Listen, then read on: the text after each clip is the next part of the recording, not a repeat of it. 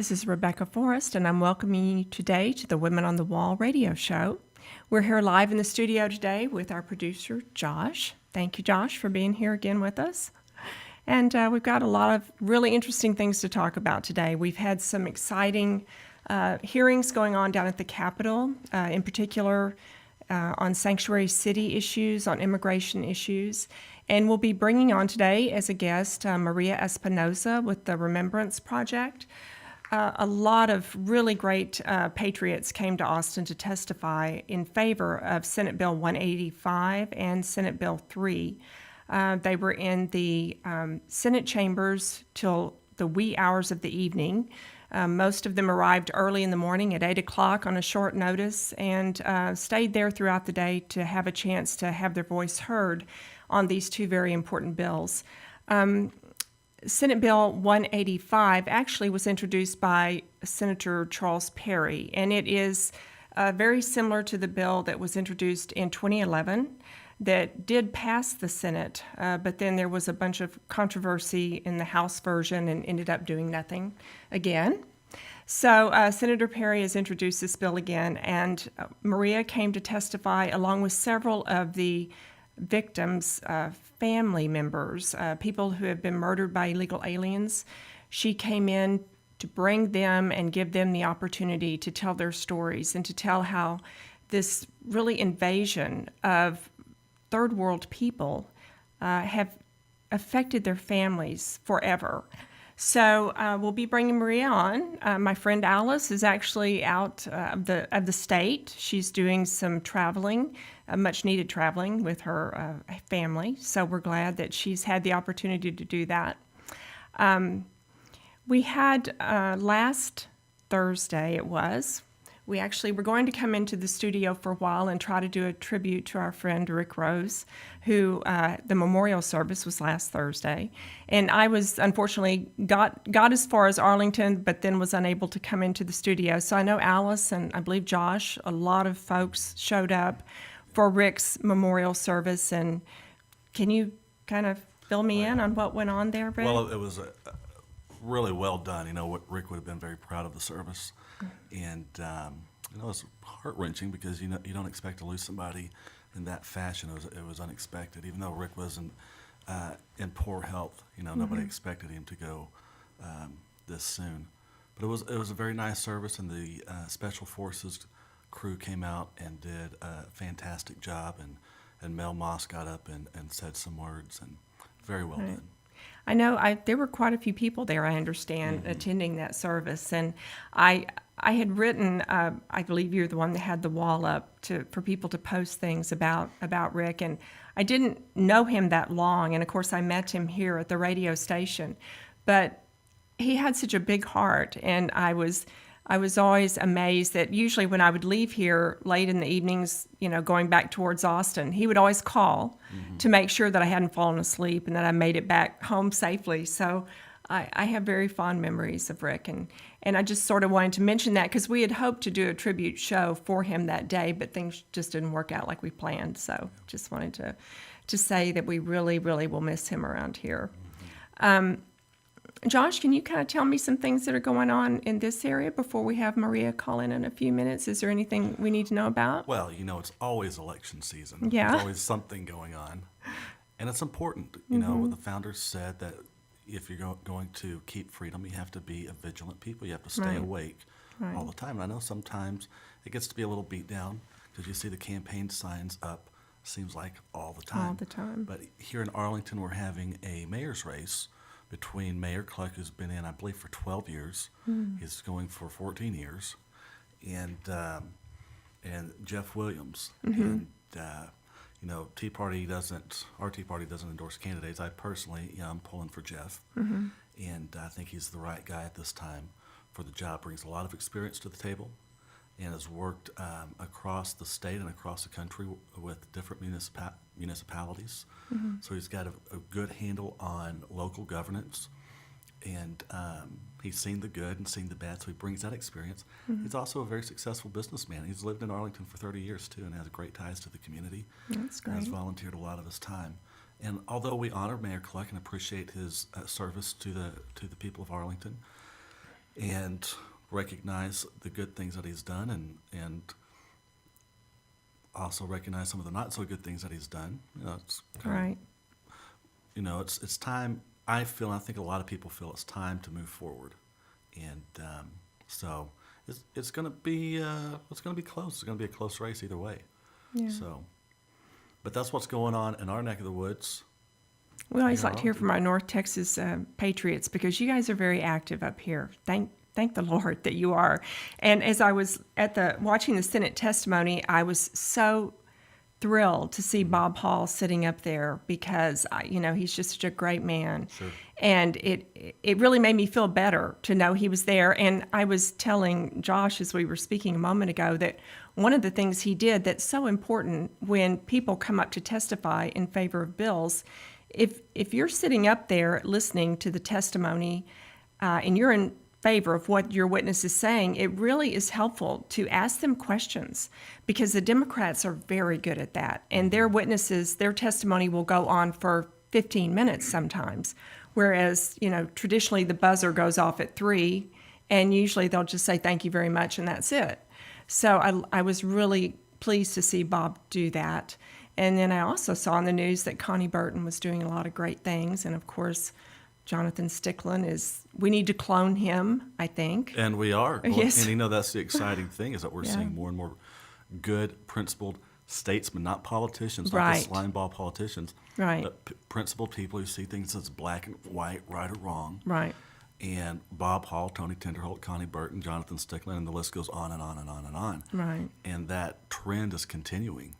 I'm so pleased to see that. And actually, as I was watching the video from the testimony at the Senate hearing, I was really furious once again watching Senator Lucio. He's kind of known for this. He likes to try to give the witnesses a hard time, and he's pretty bad about it. And Which is always nice. You come down on Yeah. your own dime, take Yes. time out of your day because you're a concerned citizen, right. and you get harassed by Right. an elected official. Actually attacked in many cases. And so Maria, this isn't her first day at the rodeo, and she did a wonderful job of just pretty much telling him how the cow ate the cabbage.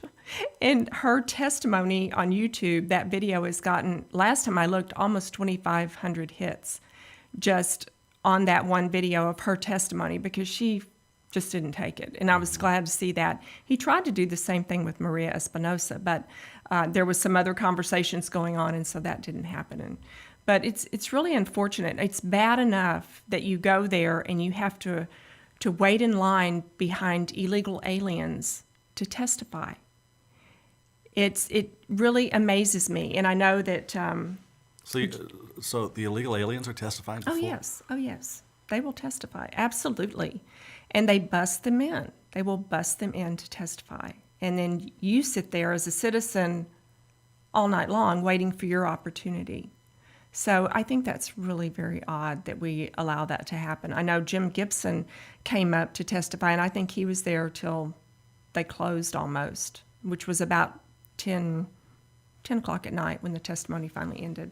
So anyway, We have some of that video if you want to watch it. Or if you yeah, want I would love to go ahead and have some Maria's. I think we've got Maria's clip, Maria Espinoza. I saw that. Maria Espinoza with the Remembrance Project. I'm national director. We have directors in 28 states right now, and we advocate for the families of the victims who've been killed by illegal aliens. And I want to say that this is an American issue. This is not about race. And we work in not hypotheticals or what ifs or make believe.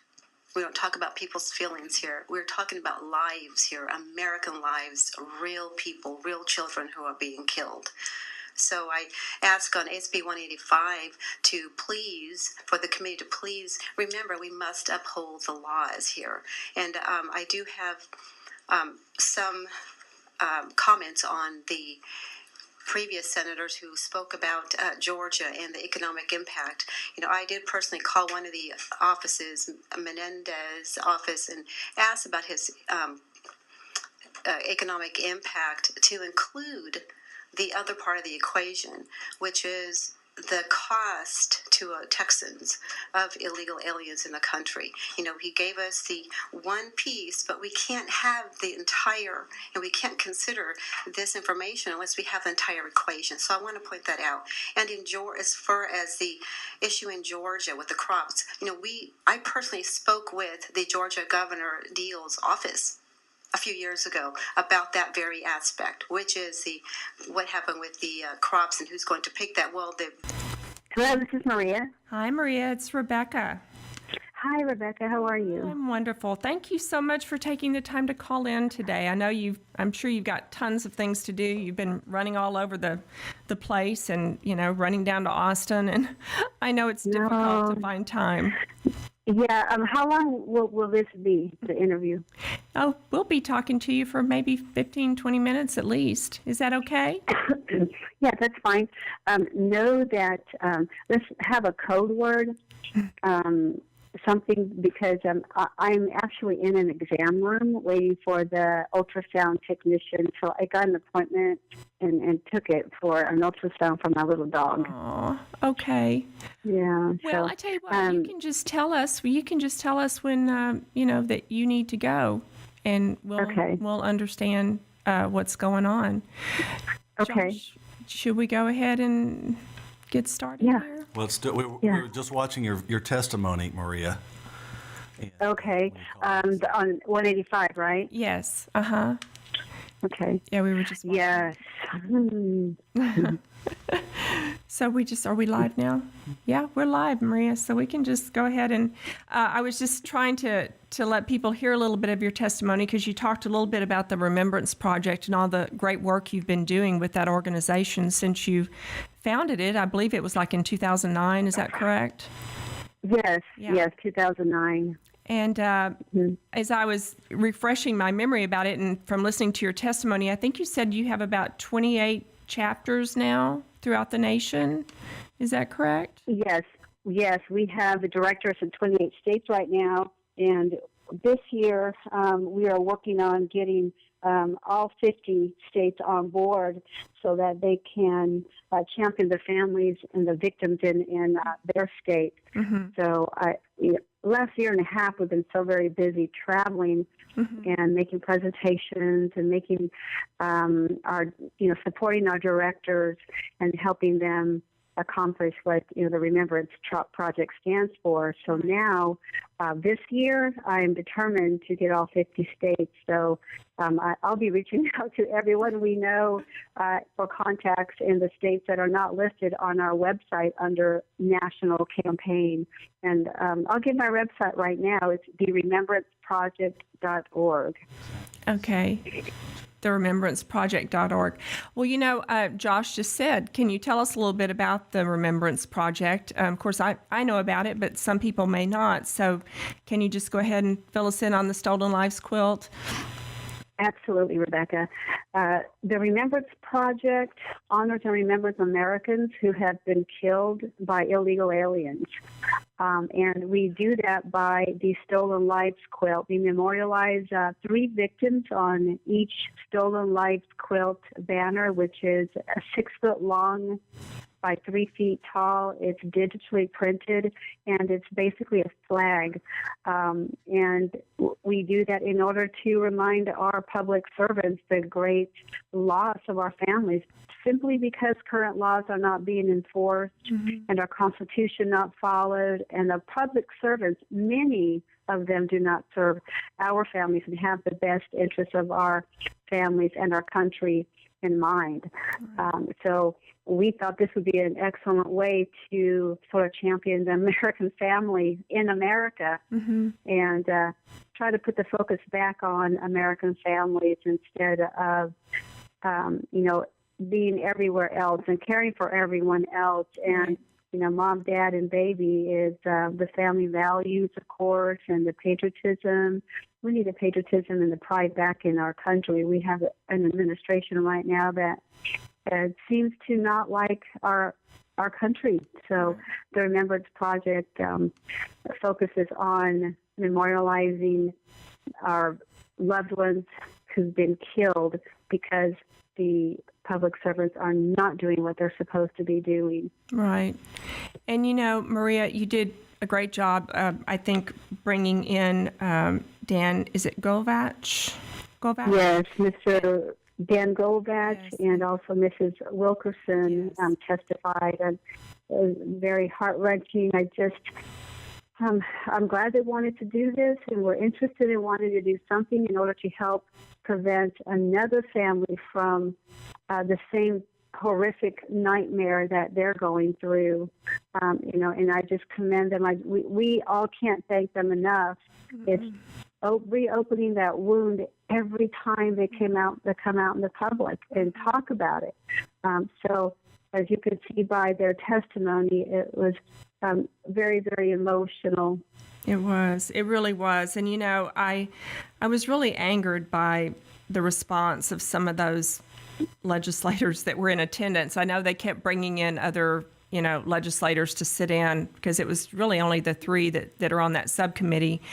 And I get so angry at them because they seem to be so concerned about the people that are coming here illegally, and all we hear about is the fact that we are separating these poor families.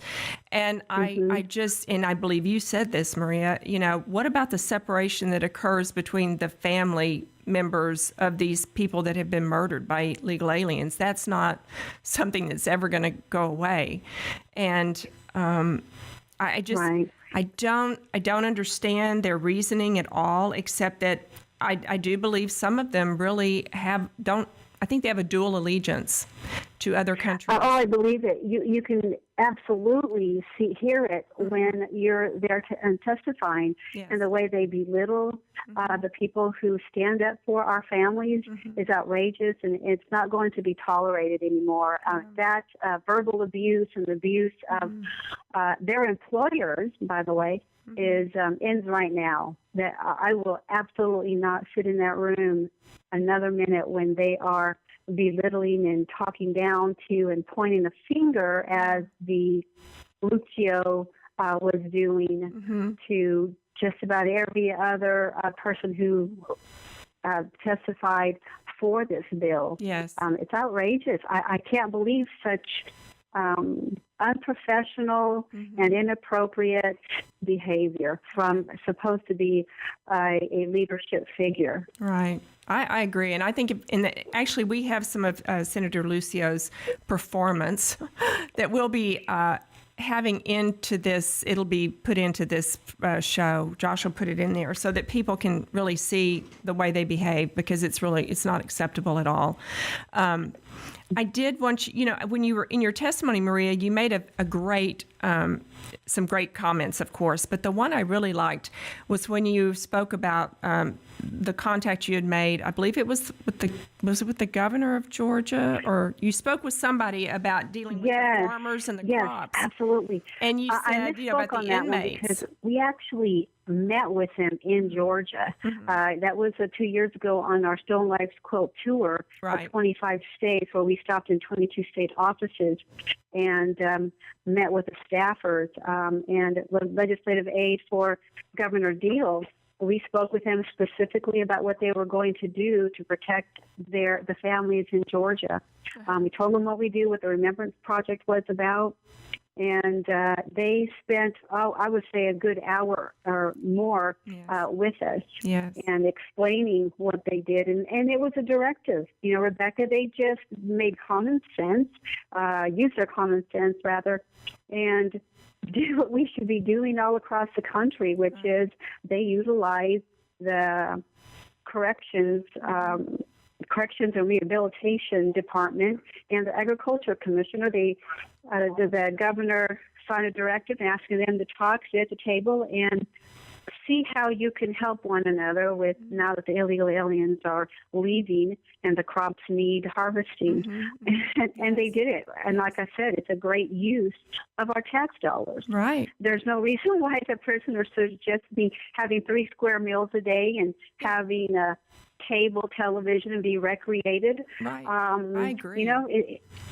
So yes, absolutely. And I did speak with Menendez's office the week prior because I saw something online where he had requested the economic impact, and I just could not get them to understand that, look, you can't have one piece of the puzzle to equal a sum without the other, the formula, and they just didn't get it. But I know it was intentional. You and I know that. Oh, yeah. And, Carol Keaton Strahan, whatever her name ended up finally being, that report that she did in, I think it was 2006, pretty sure it was 2006 or 2007, she did the very same thing. They left out most of the education cost, if I'm not mistaken, if I remember, and they just want to pick and choose the costs that they include. And I know that in 2009 and 2011, Representative Zorwas had a great bill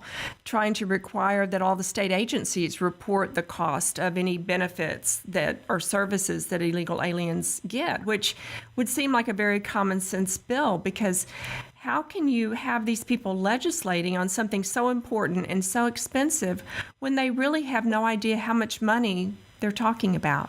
They're clueless. Absolutely, absolutely. And that's a good point, Rebecca, because you heard the assistant police chief, who was actually sitting next to me on, it was on SB3, but he went over the cost of how much, the millions of dollars that it was going to take in order to have a system go into effect that SB3 talked about. But I guess I want to focus on what he testified to, which is the cost. Well, on the other hand, let's take a look at, and this was I think he said $2 million over a certain amount of years. But we're looking at where illegal aliens cost the Texas taxpayer over $10 billion per year. That someone skipped arithmetic, I think. I know, absolutely. And it's just growing daily. And I say that because as I've been driving up here every week, just about, we usually stop in Gerald. And either direction that we're going, there's a convenience store. And every single time we come through there is a bus with a bunch of illegal aliens on it. So finally, I asked one of the managers in the store yesterday, I said, how often do these buses come in here? And she said, oh, every day. And she said, sometimes we'll get 3 or 4 in an hour. Every day, going both ways, obviously. So they're just... Where are they going? Running these people all over the country. And all of that, as you and I know, the cost, to the towns and the cities, it's just bankrupting everyone. Oh, absolutely. And that is something that we've heard as well, that Mr. Myers out of Kaufman brought to Governor Abbott's attention. And, Rebecca, with the SB 185, one of the amendments pertains specifically to the faith-based buses. They don't want the faith-based buses stopped, and that's not acceptable either. No. Here in America, non-citizens are demanding for special treatment, and that our laws don't apply to them. Right. And so I just encourage all your listeners to call the representatives, especially those right now that are in the subcommittee for the Veterans Affairs. And what's the title of that, Rebecca? I don't know if you can look that up quickly in Homeland Security. Which is, you would ask me that. It is. Veterans Affairs, and it's a subcommittee. It's Military and Veterans Affairs, and then it's a Border Security Subcommittee or something to that effect. Yeah, it's on the Senate side, right? And yes. I just encourage everyone to call and ask those, nicely, of course, ask those officers of the Senators Bob Perry, Senator Charles Bob Hall, and Charles Perry and Brian Birdwell's offices to stand strong with the rule of law. Our laws apply to our children, and one of their amendments are trying to exclude 17 and under. And that's illegal aliens, and that is just not acceptable. These laws are good enough for American children, and they're good enough for everyone. Yeah, I don't understand the way that they're looking at all of this. It really causes me to question, like I said, their allegiance. I did notice as I was reading one of the articles on the testimony, of course, there were so many of the law enforcement officers that were testifying against it. And I've said this often, I'm sure you probably have too, that I really think any law enforcement officer that would not be in favor of this bill, they either have to be bought off, they've been threatened, or one of their family members have been bought off or threatened. So, but one of them did make a comment that I've made several times, so I was glad to see him say this. It was, I think it was the Chambers County Sheriff, perhaps. Hawthorne. Sheriff Hawthorne? No, let's see, it wasn't either. It was, oh no, it was another one. Can't see which one it was. There was a Sheriff Hawthorne who was just talking about the murder where the illegal alien killed 2 teenagers, kidnapped them, killed them, dumped them in the bayou, and he fled to Mexico. Yes, that he was them then, because he said that it says some law enforcement officers want the policy change and argue it would help to keep would-be fugitives from fleeing the country. And every time I've spoken on this issue, I've always said, because the first thing you'll hear is, well, Americans commit all these horrible crimes as well. Well, the difference is when Americans do it, typically they stay within the boundaries of the United States of America. And more often than not, we finally find them and bring them to justice. But if they are illegal or from another country, they have networks. And they often get out of the country and then they are never brought to justice. And time again, that has happened. So that's and that's really what this law enforcement officer was saying. So I was glad to hear him say that. Yes, I was too. And Rebecca, the thing is, now this individual, this illegal alien, killed 2 teenagers, and that is capital punishment. But now if Mexico decides to hand him over to the United States, well, they take that off the table, so they get maybe life in prison.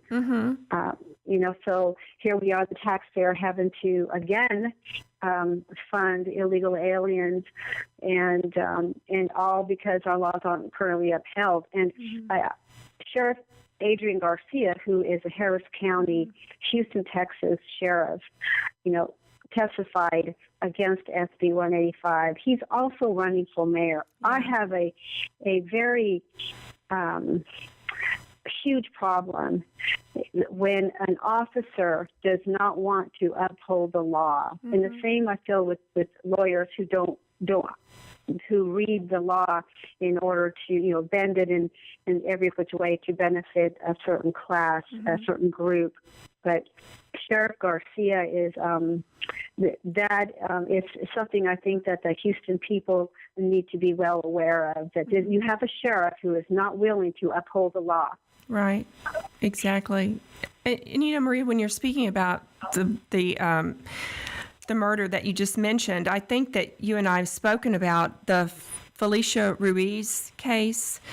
It was several years ago, and it was in Houston, remember? And they actually brought that guy came in. to mind. I didn't want to throw too many things into this conversation, but February 20th, there was not a news report. It was a show aired by True Crime, and that's with Aphrodite Joan. And last year I went over to Mr. and Mrs. Ruiz's house where they were filming part of it. Yes. And they did come out in February, and, that poor family is still trying to find justice for their daughter, because the killer, Salazar, did flee to Venezuela. Venezuela will not help with his capture, and he is able to marry, and he's raising 2 daughters of his own, Rebecca, and they killed Felicia Ruiz, stabbing her over 39 times.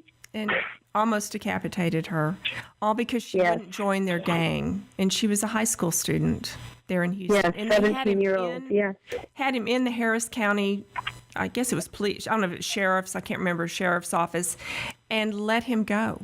They let him go. And they did not ask him about his immigration status. Absolutely. And in that case, once again, if current laws were upheld, that man would be in jail right now, and maybe we would have executed, because this is a planned murder. Yes. And he would have been one of our dreamers. He would have been one of the Absolutely. dreamers. Yes, he would have been the dreamer. We have so many cases, and one of the questions Senator Hall asked me was, what percentage of crimes that were committed could have been prevented if current laws were upheld? In other words, if Sanctuary City was not the policy in that town, and I said about 80%. And that is the majority of the cases that we have seen, that we have researched, and we have in our database is, I would say, at least 80%, because many times these individuals, they continue to break our laws, continue to disrespect our laws, and they know they can get away with it until they end up killing 1, 2, or 3 people. This is outrageous. In fact, in California, there is a man, illegal alien, who killed a young man, ran him over. He did not spend one day in jail. He was set free and still living in the same town where he killed this young man.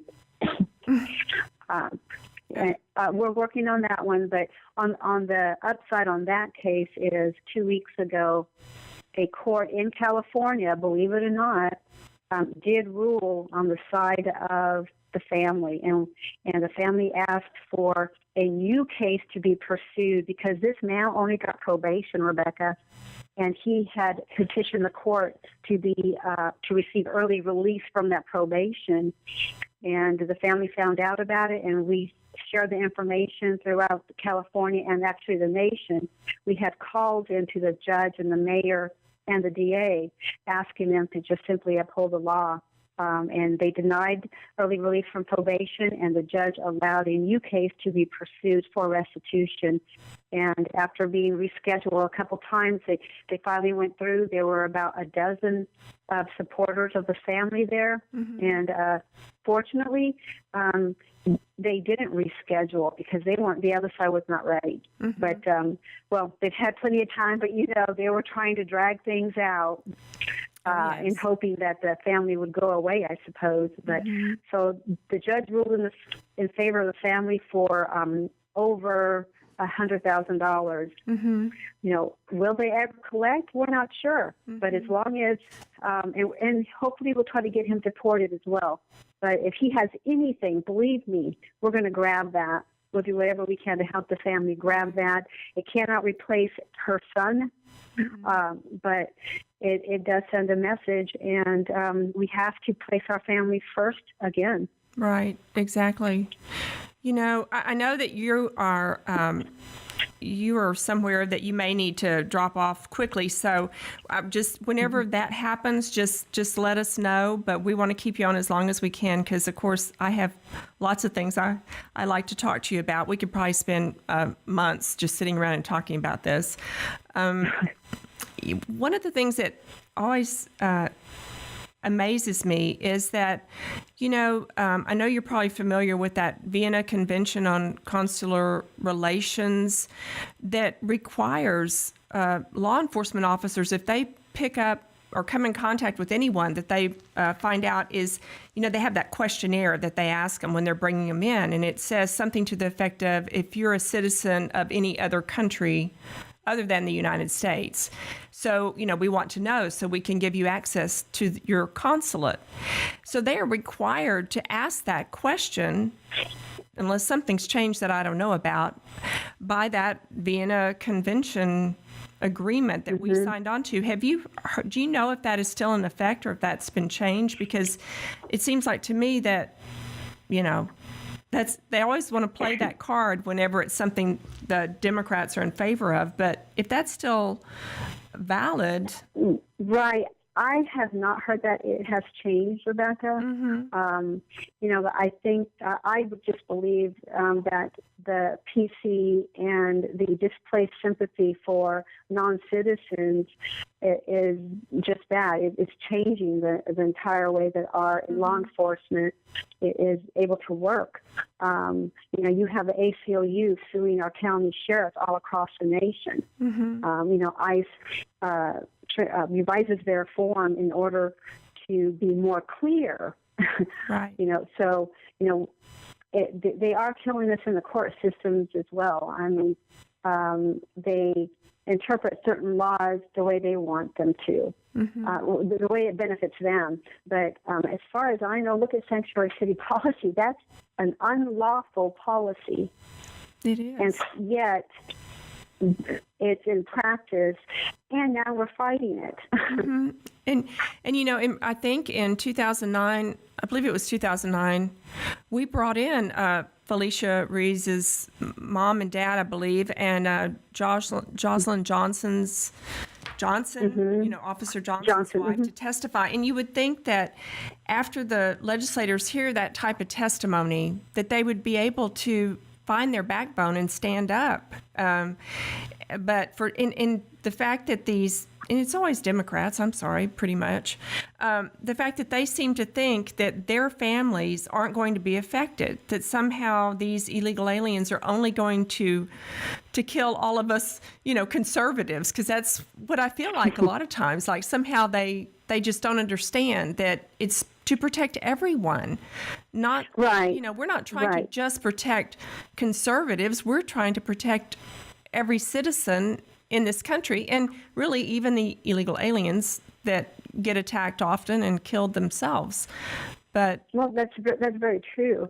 The PC has gone way too far, but also the Democrat Party has changed, Rebecca. I mean, I'm a former Democrat. Yeah. I don't know if you know that. Yeah. But I'm a former Democrat, and I just saw several things taking place in this country that I didn't like, and never really paid attention to it, just kind of wrote it off, like, okay, I'm doing my part, and I just started looking at the issues only, just the issues. And, here we are. I don't have a Democrat Party. I'm not part of that. I don't believe what they believe in now.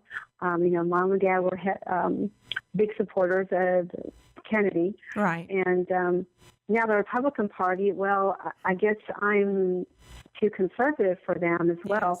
Yes. When you start looking at just the issues and injecting common sense, you're suddenly, and you're normal, you're suddenly realize that there is so much PC political correctness, and again, that displays sympathy. And our families, our own children, are taking a backseat to people who don't even belong here, have never paid into the system, care nothing about assimilation. In fact, they don't want to assimilate. They will outright tell you, who are in the streets shaking a fist at us and burning our flag. Nowhere would that take place and would be allowed in any other country, No. Rebecca. No. But look at this.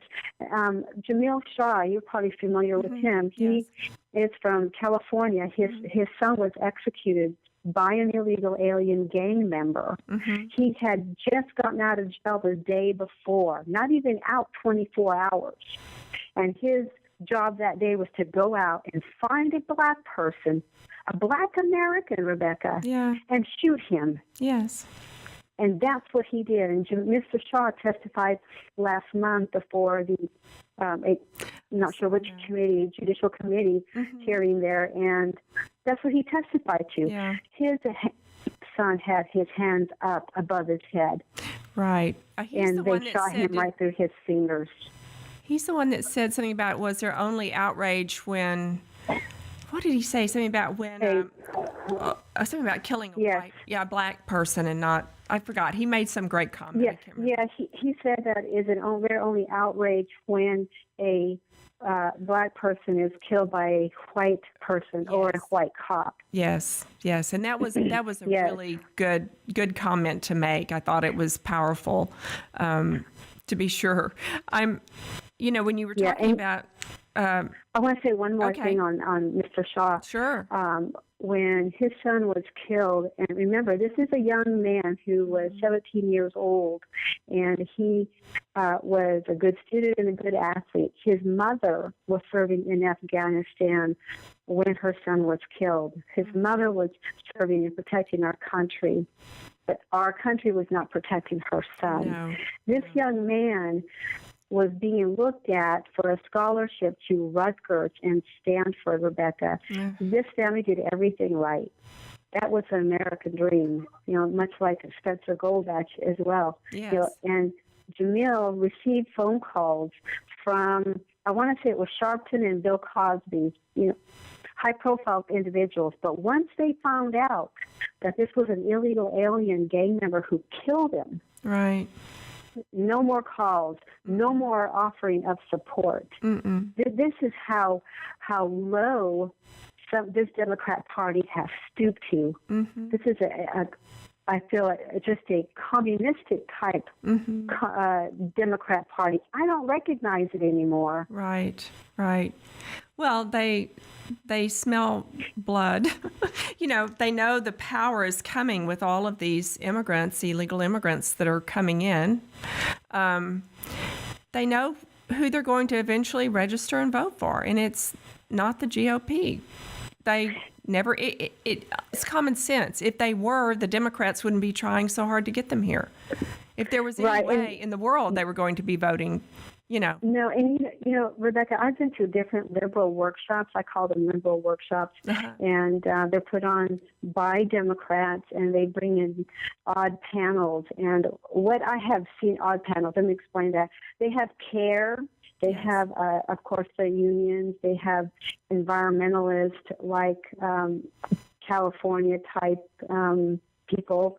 So you have all these and small organizations that help illegal aliens. Right. Of course, they're funded by our tax dollars. So you have a panel like this and all coming together in order to bring down the United States. Yes. There was a lady who felt that she was from Mexico, Maria Jimenez, and she's from Houston, been in this business for 40-some years.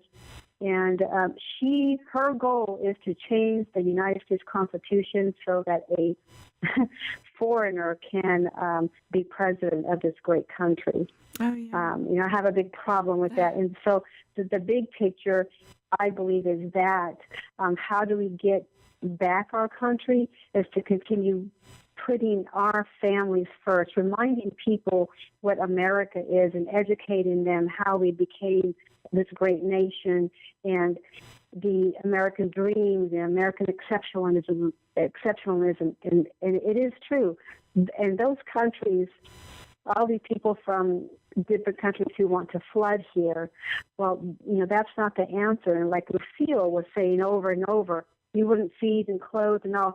We do that already. We spend millions and millions of dollars in U.S. foreign aid. Yes. And if those countries, Rebecca, and those people want to come here so badly that they love America, love what we stand for, they need to stay where they are and emulate the United States and take up the American way in their country. And that's what I say to Mexico. Yes. Be a good neighbor. Anyway, we could go on forever on that one. But the consulates also are a group that we're after as well, because they know better. They encourage aiding and abetting. They encourage illegal aliens to come here. Oh, yes. And we've asked them to come on radio with us and tell the American people and explain to the American people that they do want to be good neighbors and they will not disrespect Americans and our American lives. They've never taken me up on that yet. No, and they won't. They won't. Some of my rancher friends that live in Eagle Pass, as I've been touring their property and talking to them, I learned a lot about how the consulate, if any of those ranchers do anything, in the least bit to harm any illegal alien that's trying to get across their property or steal from them or anything else, the consulate is the one that makes sure that they get sued. They're the Mexican consulate. Is that the Del Rio? Huh? Del Rio consulate? This is mainly in Eagle Pass where I know of this happening, because I have a friend down there that's a former Border Patrol officer, and he's actually, when I've testified before in state affairs on this, he had photographs on his property of, he has a Border Patrol tower right on his property, right at the water's edge of the Rio Grande. And he has photographs of them bringing across huge shipments, swimming across huge shipments of drugs in plastic bags in broad daylight and bringing them up underneath the Border Patrol tower and then walking them across his property. So, and when I testified about that and showed him the photographs, nobody asked a question, nobody said a word. And they didn't do anything. But if he Oh, were to that's injure one of terrible. those illegal aliens, he would end up with a lawsuit, and the Mexican consulate would help the illegal alien do that. Well, maybe we need to bring that rancher back up here. Yeah. We need to keep hammering away at them. Pardon me. When Mrs. Wilkerson testified, Rebecca, Yes. you remember Lucio's comment. He has a goal. I can't believe this is unacceptable behavior, and really shows his disingenuousness of the plight of American families. Yes. The tragedies. He brought up a story that there was a woman. He lowers his voice. It's all an act. Mm-hmm. A woman who was sneaking. He didn't say sneaking across the border, but that's what she was. She was a Central American woman with her baby, and someone stole her baby. Mm-hmm. And how dare he compare a woman who is knowingly sneaking into another country Dangerously. with a child, putting herself or her child in danger. Yes. Yeah. No, the answer is that our country needs to talk to Mexico and say, look, you get it together, and same with El Salvador and everywhere else. We stop all these, we highly tax these remittances. Mm-hmm. We stop U.S. foreign aid, period. No special favors. I mean, we're talking about the preservation of our country and the place where our families live and built and grew up. And, we built all this for years and years. Right. And the legislators took an oath to do that on both the the state and the federal level to uphold the laws. Mm-hmm. I did not stay to listen to Norm Adams' testimony. Did you happen to hear it? I figured my head would explode if I had to listen to him. I haven't heard any reports. I'm sure it was probably the same as, we've heard over and over. Have you heard anything? Has he changed his tune at all? Well, Rebecca, we left. So we all stood up and left after our group and people who we were interested in hearing finished. And he was up next. And I did go back and listen to him yesterday, maybe. And he was very, he was loud. Mm-hmm. And the chairman actually asked him to quiet down. Really? He had yes. Yeah. And however, Lucio praised Bob Perry up and down, and what a wonderful man Bob Perry was, because as you know, he passed away 2 years ago. But this, truth be told, Rebecca, this is a man who has poured millions of dollars and lined the pockets of our legislators in order for them to make him even more money. Yes. On the backs of illegal aliens, and at the expense of American families, and at the expense of our small business, mom and pop stores and shops and all. Yes. Just like Mr. and Mrs. Wilkerson, their HVAC business has dropped 60% since Joshua passed. Well, Joshua was murdered. Mm-hmm. So, and a lot of that has to do with trying to get the family, get their feet under them again. It just completely shattered their entire family. And at one time they were just all separate. It's very difficult, but Bob Perry and Weekly and Hotze and Norm Adams and Brad Bailey and all those guys are, plenty of money to wine and dine the legislators. So if they're anywhere near any of your listeners' representatives, be warned that your vote does not count. Right. Absolutely. And what Lucio really did was to prove what we've been saying for years, is that, this is all about businesses making a lot of money off of their cheap labor. And he said he was a multimillionaire. Well, I hope it was worth it, because, people like that have pretty much tried to destroy the country, and, their grandchildren are going to live in a very different nation and that they're not going to recognize. So I hope they can live with themselves when it's all said and done. Yes, and in that testimony, Norm Adams mentioned that he represented about 28 or 29 major construction companies. Yes, he does. So that would be interesting to look into that as well. And we knew that, but this is the first time I've heard him actually say it, admit to it. Mm-hmm. I know. Yeah, just it's really disturbing, and I don't quite know why the party even lets him stay in there, because he really does not have the best interest of America. He can't have it at heart if he is supporting, letting all these people stay. He doesn't. And to us, it's very simple. Some people think we're asking so much and we're very demanding, but look, what we're asking for is equivalent to bread and water for a meal, Rebecca. Mm-hmm. Bread and water. All we want is just our laws to be upheld so we can be left alone. Right. And our Constitution, I mean, we're scraping the very bottom of the bell. Our backs are pressed up against a brick wall. Mm-hmm. All we want is, my goodness, to uphold the laws in the U.S. Constitution. We're not asking for special favors. We're not asking for money. We're not asking for a handout. No. Nothing. We just want laws upheld and for you to serve who you're supposed to. Right. American people. Right. And the Republican Party is going to pay a price for this. I mean, the fact that here in Texas even, they have sat and not done anything after all of these sessions when they had the opportunity. They've had great legislation. I think the activists have been wonderful showing up and trying to support their bills. And they've just refused to step out and really do anything. And so, eventually the Republicans aren't going to get any votes.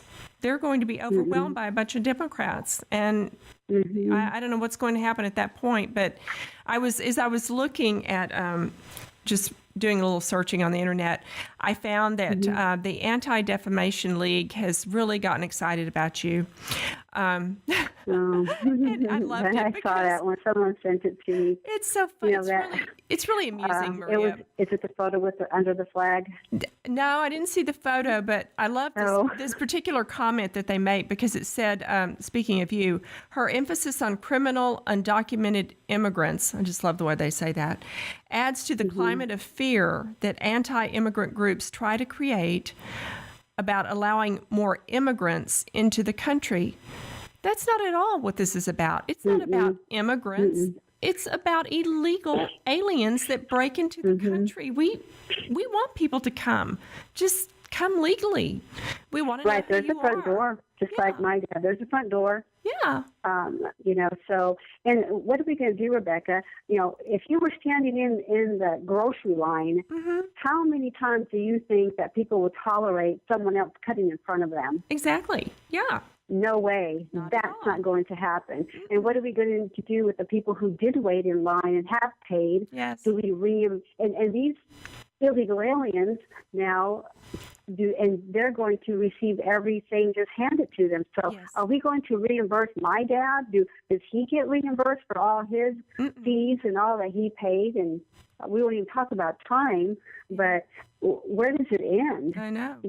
What's fair? So no, I know I just ignore those groups like that, and they don't even look at the facts. They try to say that we're making this up. I know. So Joshua and Spencer really didn't get killed? Right. Well, what it really shows me is that actually, you're doing the right thing, because if you weren't, they wouldn't be bothering to write about you. And they added your name to the list of the other. I mean, they didn't have it really noted as a racist, but we know that's what they're saying. They put you in there with Representative Steve King, who I adore, Rick Altman, my good friend, and, VDARE people like Peter Bremlow. So you're in good company, Maria. Oh, goodness. You really are. That's really a shame. I can't believe that. And, my husband, Tim, found a website last year, and it's kind of a little strange feeling when they have a better rendition of what you did and where you were. Like, I don't have time to plug in. I don't have time to update my activity sheet. Right. So So I just go to theirs and look at, oh, yes, I forgot I went to that Yeah. gate. Oh, yes, I was over there, too. I forgot I did. Oh, look, they have a great video of me. Let me put that one up. Yeah, oh, thank you. Yeah. Well, that means you're doing something good. So just keep it up. thank I you. know it's hard, and I know you've you've been a little under the weather. So I really appreciate you coming down because I know you probably should have been in bed. But your daughter, doubt. also your daughter did a fantastic job of testifying. I was so impressed with her. She was really well, thank you. touching. Well, I'll tell you about that if you have time, because they actually took Ginger here, so she's in there getting the ultrasound. First of all, I want to thank you again, Rebecca. I felt to do that because for letting us use your apartment and Rob, and it was just, we had no place to stay. Sure, no, So thank you so much. Anytime. It's the least I can do now. Yeah. But tell me about her testimony, because I heard it and it was really good. Yes, we went up the week before, and the bill was tagged, so the hearing did not take place. And Sylvia Garcia and Rodriguez were there, and they made some comments after to the people who attended.